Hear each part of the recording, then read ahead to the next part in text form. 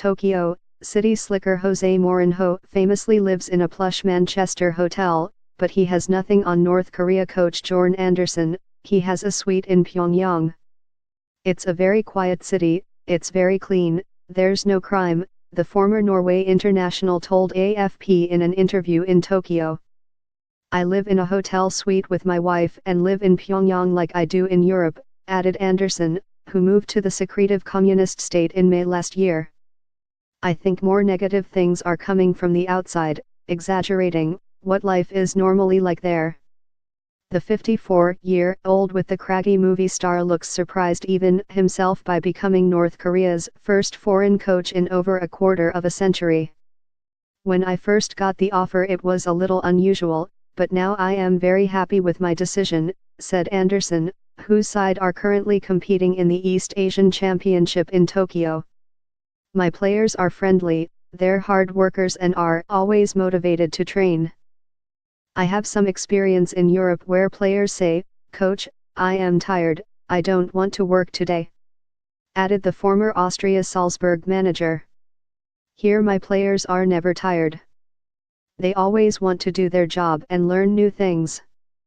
North Korea faced China in their final East Asian fixture at the weekend after suffering 1-0 defeats by hosts Japan and South Korea in their first two games. Those clashes were played against the backdrop of heightened political tensions over North Korea's recent missile launches and its sixth nuclear test in September.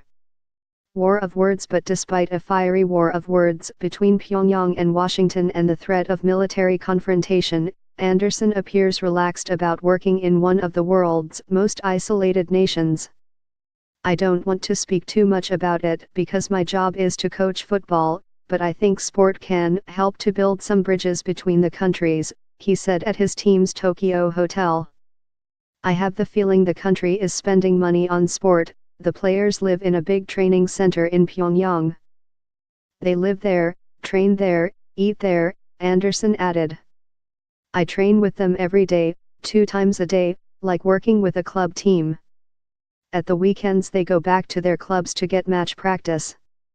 I think it's the only country in the world where you can work like this with the national team. But Andersen, once a prolific Bundesliga striker, admits it hasn't all been plain sailing. The most difficult part is that I am alone here, he said. I have no assistant coach, no people I can discuss things with. The second thing is that they are Korean, I am European, so it's not always the same way of thinking. But I am more used to it now. I have to listen more to them and not only take my own decisions.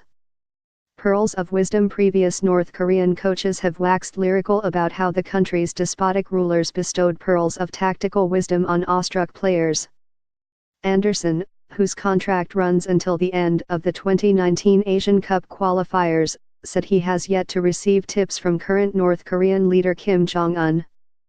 But he did back North Korea to qualify for a third World Cup, even though their players and coaches were reportedly subjected to a 6-hour public shaming after flopping at the 2010 finals. The possibility for them to qualify for Qatar in 2022 is very big, insisted Andersen.